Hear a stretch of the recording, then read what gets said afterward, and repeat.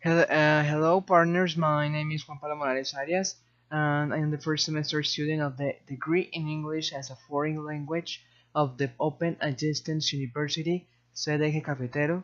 And welcome to this brief description of one of the most important characters in the world. His way of living, acting, and thinking makes him one of the most admired people in recent times. This is the Papa Francisco Pope. He is 81 years old. He was born in Argentina. He is 266 and current Pope of the Catholic Church. He likes to read every day and watch football and pray. And this is that's some dates about his physical appearance. And the weight of the Francisco Pope is 1.75 centimeters. He has coffee eyes. His skin is white. He has coffee eyes. Sorry, I repeat that. He's a little stupid.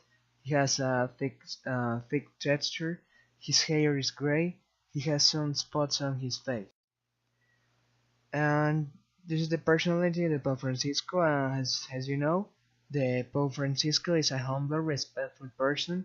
He leads all the social works where solidarity and a spirit of generosity are needed. His opinion is taken into account.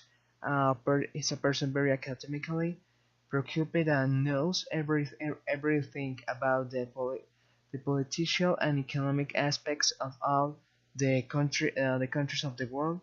He defends life differs in all its forms. Alright, that's about the boat's clothing. He's in this picture. He's dressed in a white pillows, a skull cap, and a white museta, and a pectoral cross, white fagin, and the fisherman's ring, and a white cassock, and a swan shoes, and in the second vestment of the Pope and of the Francisco Pope is the mitra, a ficula papal, pallium, chasuble, and white down. Then this is the morning routine of the Papa Francisco. The Holy alright, the Holy Father gets up at 4:30 a.m. in the morning, prepares and prays until 7 in Santa Marta, and then celebrates Mass after breakfast and receives in audience of the Apostolic Palace until noon.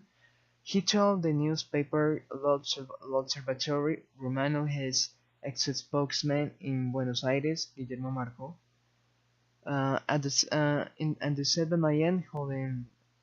He has a Holy Mass. In the chapel before the Mass, the Holy Father used to hold of two sheets of paper and a list of Vatican employees. He read the names slowly, prayed and ended by making the sign of the cross on the paper, and this blazing on the staff of the Vatican. After the Mass in the library of the third floor of the Apostolic Palace, John Paul II,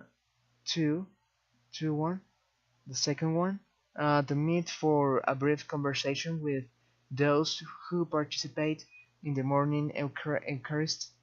Once the guests left, he returned to the chapel to pray.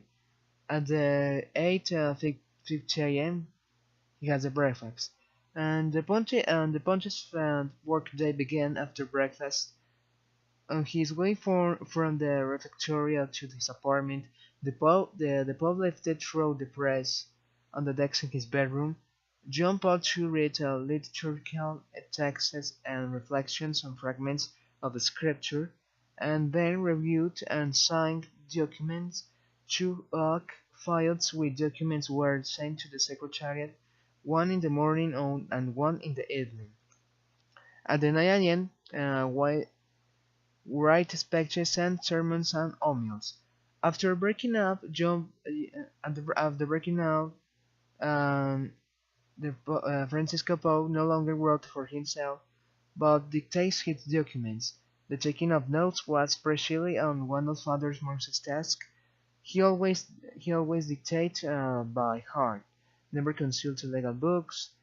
He has thought a lot about everything, and everything he said was precise and did not require any correction. Alright, this is the afternoon routine of the Pope Francisco. Uh, alright, the hearing is in uh, 11 and 12:30 p.m. Before his audiences, the Holy Father went out to the terrace of the Apostolic Palace to pray the Rosary. Then I went to the chapel. His official audience took the place in the library and the second floor. When the hearings ended, the Father returned to the chapel. 1:30 p.m. He has the lunch. The guests gathered to meet at the Apostolic Palace before 1:30 p.m. And the Pope Francisco welcomed them and led them to chapel for a moment of prayer. Then they returned to the chapel after lunch, when Father sounded sweetly say goodbye to the guests. The Father immersed himself again in prayer. Alright, this is the night routine of the Pope Francisco, and at the 7:30 p.m. I has the cinema, and then not until the 9 p.m. and the 10:30 p.m. he reads books. The Holy Father listened to books on a wide variety of topics, literal, historical, theological, and dogmatic. When he listened to a book on doctrine, he often, he, he often said, "Let's move on to the next chapter." When he continued reading, he said, "This is already know. Let's move on to the next chapter." I suppose he knew much more than authors themselves, and often found nothing new in this text. As a result, Mark Cressy explains. At the hour of 10:30 p.m., the call of the Angora. John Paul II ended his day around 11 p.m. and I opened and he says, and I opened the bedroom window and looked at the room for a long time. Then he would make a blessing with the sign of the cross. I think it is a blessing for the whole world, evoking Aristotle Marcus. Alright, this is the weekly schedule of Pope Francisco at signs at 4:30 p.m. until the 6:30 a.m. He reads and he prays. He do this in all his first week until the on signs at 7 a.m. At 8 a.m. he celebrate the mass in all the second week except in the Sunday because he mass for he post in this day he he do a mass for all the public and at the until the 9 a.m. until the 12:30 p.m. he celebrate the mass again and just continuing in the rest of the week. And at the hour of 12:30 p.m. at 1:30 p.m. He takes his lunch and a 30-minute nap. He doing this in the rest of the third week, and if the last week some things change. Because at the hour of 2 p.m. and at 4 p.m. In the morning he has meetings and he reads 50 letters a day.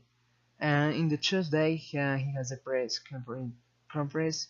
And if he can, he rests. He has a rest. And in the Wednesday he has a papal blessing of public character in the Plaza de San Pedro. In the Thursday he has encountered with characters of political life. In the Friday answer and he do he received answered phone calls of the social nature, and finally in the Saturday he has a meetings and he read the rest of the letters. In his deep brains has the Pops also need to rest. The free time is usually on Tuesdays a day in which they normally download their work schedule. For the past 5 years, Pope Francis has not left the Vatican to take the air, hike or take a walk, even though he has always liked to walk down the street and use the bus. Since he is a Pope, it's impossible to go out without an escort. His plans for his next vacations uh, are are this.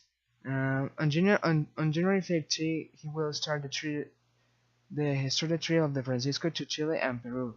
In the 7 days that will be in Latin America, the Pope wants to carry a message of peace and unity, and that's why he will meet with representatives of Araucania and Amazon peoples, who have lived through times of tension and violence, has happened in Asia. When he spoke of peace for all peoples of dialogue, it's hoped that on this occasion, the Pope will refer to responsibility of the states in the situation of these peoples. Upon his return, he will be able to participate in the wake-up prayer of Christian unity to be held in the Vatican from January 50 to 28. After the celebration of the 51st anniversary of his election as Pope in February 13, Francisco has nothing scheduled until May 15, when he participates in celebration of the World Day of Social Communications. In August, the Holy Father will travel to Dublin to participate in the World Meeting of Families, an annual event that this year has as a motto the Gospel of the Family, Joy of the World. Francisco will be in Ireland defending the value of the family and its importance as transmitter of the values of the Gospel and the nuclear society. And alright, partners and teachers, thank you very much for your attention. And and I have to say that that was most of the persons that I admired in my life. So thanks for listening and thanks for your attention.